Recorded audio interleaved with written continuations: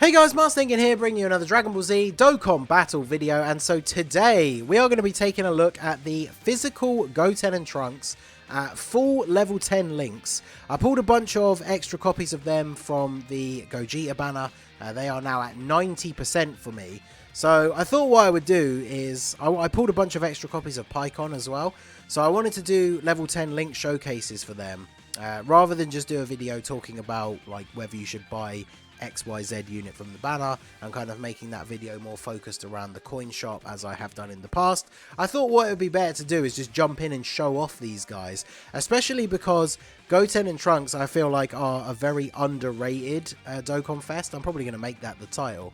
I see a lot of people downplaying them quite a lot. I mean, Truth quite famously thinks they're one of the worst Dokkan Fest exclusives released this year.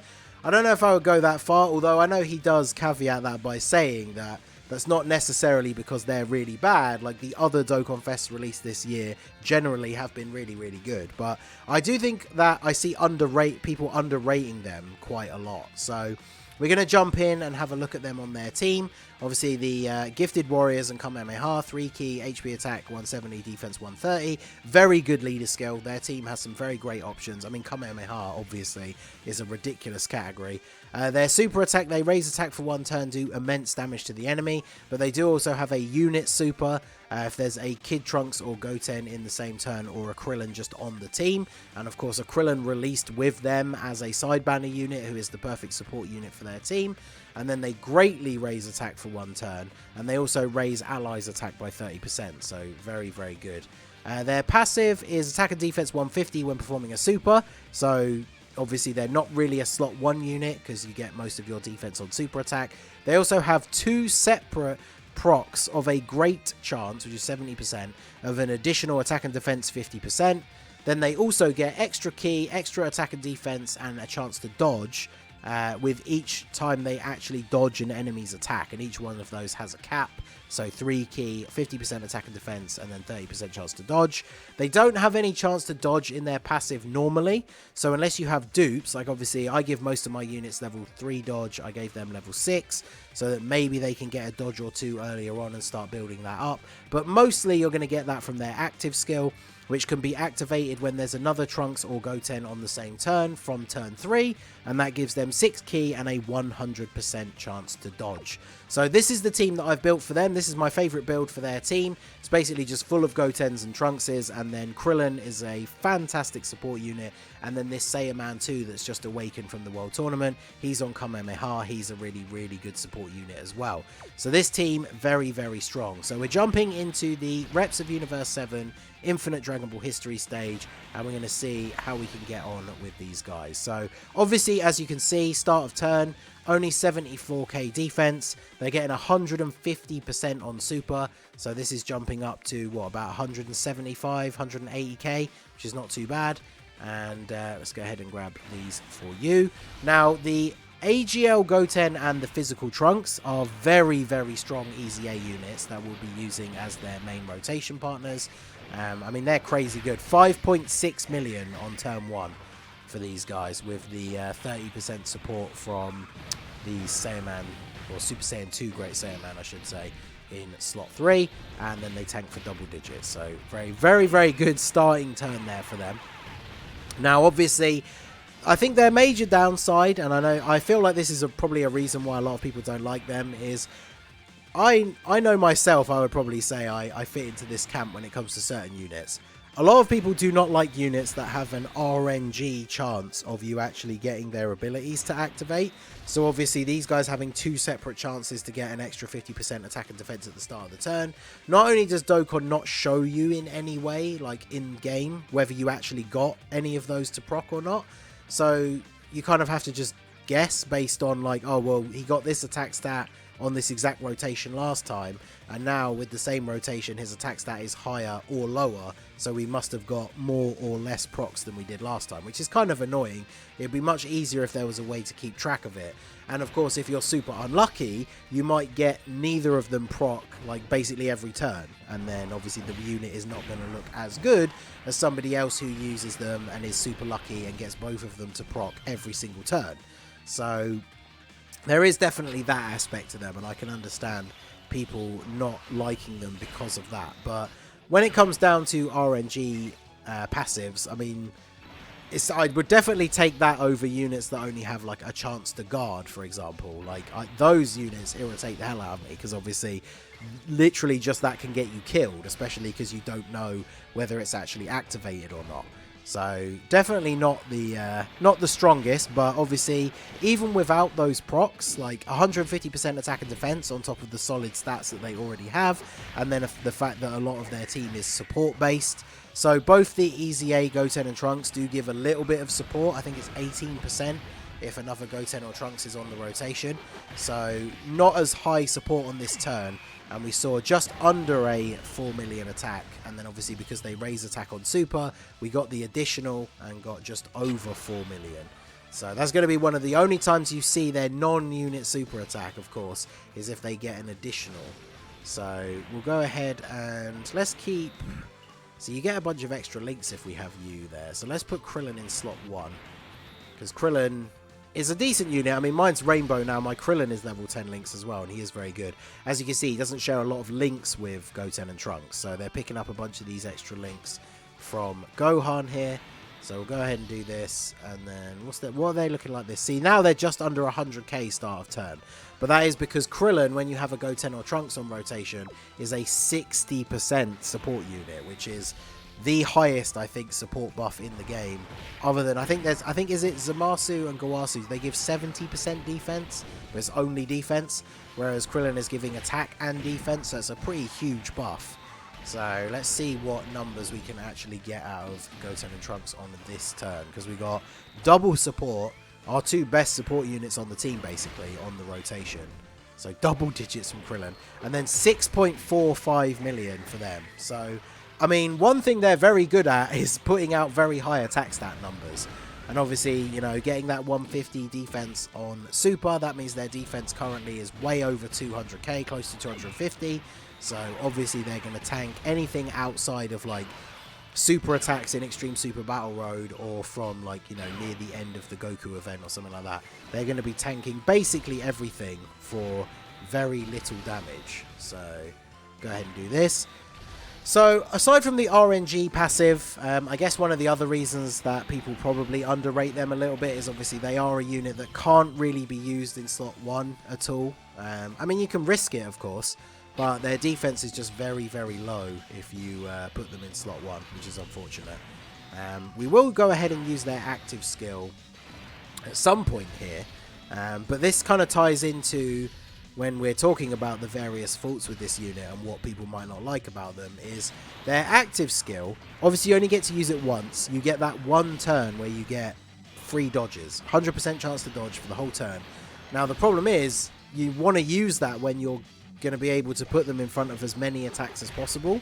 So even on this rotation, if we put them in slot 1 and used it, it was only 2 attacks, which for me personally, when I'm playing through an event like this, like obviously we're not near the end yet, so we don't really need to worry about it too much, but I don't want to use it when it's only like 2 or maybe even 3 attacks. I want to try and get one of those rotations where we've got like 4 or even 5 attacks and then do it. But of course that can lead to complications, especially like now, where like Piccolo's almost dead. So say this turn there was 5 attacks in slot 2. Well, I mean, he's not going to be alive at that point, so we wouldn't be able to use it this turn even if we wanted to. So we'll let the physical Trunks finish him off here and then move into the next fight. I actually can't remember the order for this particular Dragon Ball history. I know Goku and Frieza are last, but let's go ahead and see who's up next. So 18 is up next. We've got 3 attacks in slot 1. Do we just go ahead and do this here? 3 attacks. We've got a Rainbow Friend that is also level 10 links as well. So we could go ahead and try this out here. Just get the... Let's go ahead and do this. I don't want the video to be super long because obviously I don't know the further stages we go through. We still might not get a turn where we get more attacks than 3 in one go. So we'll go ahead and do it here. We'll get 3 dodges with them. That's going to give them an extra 30% attack and defense. 3 key, and then they're going to have a 21% chance to dodge for the rest of the fight after this. So obviously we do still have the potential for them to get more dodges in the following turns and actually fully max out their passive. So let's go ahead and grab these for you, and then let's see. So obviously we're going to dodge all of these, so including the super. Nice. So good time for the active skill there. Dodge the super attack, and then yeah, 5.2 million. They don't have Fierce Battle active. I'm going to assume that they didn't get at least one of those 50% procs, because the Tech Goten is a 40% support unit for Gifted Warriors. So this could potentially be, this turn has the potential to be one of their higher attack stat turns. The only one obviously that's going to be higher than this is when Krillin is in slot 3. So we'll have to see how that pans out. And like I said, I mean, I feel like that ties very much into one of the reasons why people don't like these guys so much, because, you know, we've seen turns already where they're putting out way higher attack stats than that, and then I feel like on that previous turn we probably didn't get either of the 50% procs, and that's why that attack stat was so much lower, which is obviously a little bit on the disappointing side. So we're going to go ahead and use this active skill now. I'm hoping that we're not going to get like double super crits or something here, because this is the other downside, of course, to their active skill, is we want to be getting these dodges to get the buffs, but if they say they double super and crit here, they're going to kill 18, and so then they're not going to dodge any attacks. We're also getting the Dokkan attack, so I'm not going to hit any of these nodes because I don't want to do a load of extra damage. And again, that can be another thing that plays into their weakness a little bit, because it sounds crazy to say, but there are some of those situations where you don't want the unit to do like too much damage or anything. So we managed to get away with not killing her. So this is what, was it 4 attacks or 5? Yeah, 4. So 4 dodges now for was that the friend one or my one? I actually didn't see. We'll be able to tell on the next turn. So that was my one, the 90% one. Okay. So now we're going to see this guy. He got, was it 3 dodges in the previous turn? And we have Saiyaman in slot 3 for the 30% support. So already now, start of turn, you can see their defense is up to 100k. So post super, it's going to be like 250.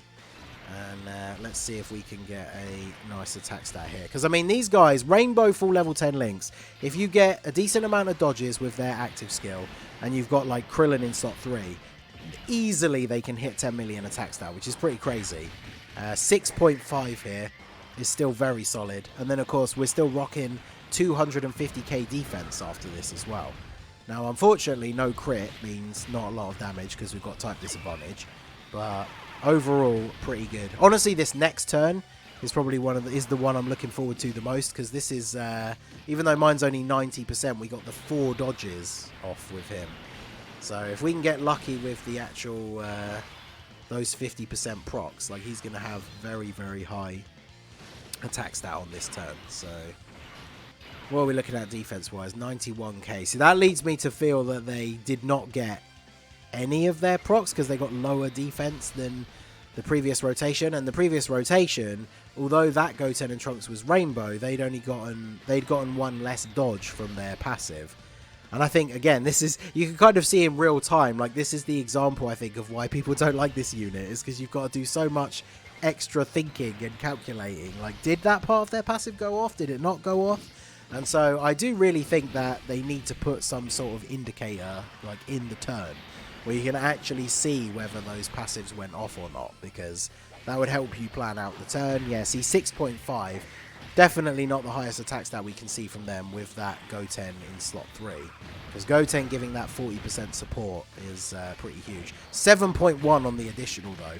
I mean, there's still nothing to scoff at, right? Like, this is potentially their worst turn of this rotation. I feel like that their stats were low enough that we probably didn't get either of the 50% procs. So if their worst turn is a 6 point something and then a 7 point something million attack stat with like 200 odd k defense, I would say that that's probably still pretty good, right? So unfortunately, I think Goten is going to finish them off here, and the Goten and Trunks are not going to get a chance to attack because they got type advantage. Obviously, AGL Goten very, very strong after his easy A. So But yeah, let me know what you guys think down below. Do you have Goten and Trunks? Did you manage to pull them from the banner? Would you consider buying them with coins? I do think when it comes to the Dokkan Fest exclusive category leaders, whilst these guys are really good, I don't think I would put them super high on my list of priorities for units to buy with coins. Normally I say to people that the red coins are best used for Dokkan Fest LRs, especially when, you know, a lot of those units, it's hard to get multiple copies of them. So wherever possible, like those are the kind of units that I would want to pick up dupes for when they came back. And there are definitely some like normal Dokkan Fest like TURs that I would say are worth getting with red coins. But these guys, even though they're super good, maybe if they're like the only Dokkan Fest exclusive you don't have and you're not going to summon on Gogeta's banner anymore because obviously Heroes is coming up, they could be worth it. I don't think like it's necessarily a mistake to get them. But I will say, whilst I really, really like this team build for them, this is the only time I use them, is when I run their actual team. Because you kind of have to have them with another Goten or Trunks, it kind of limits where you want to use them. Like, I did that video the other day about how Super Saiyans is probably one of the best teams on Global at the moment.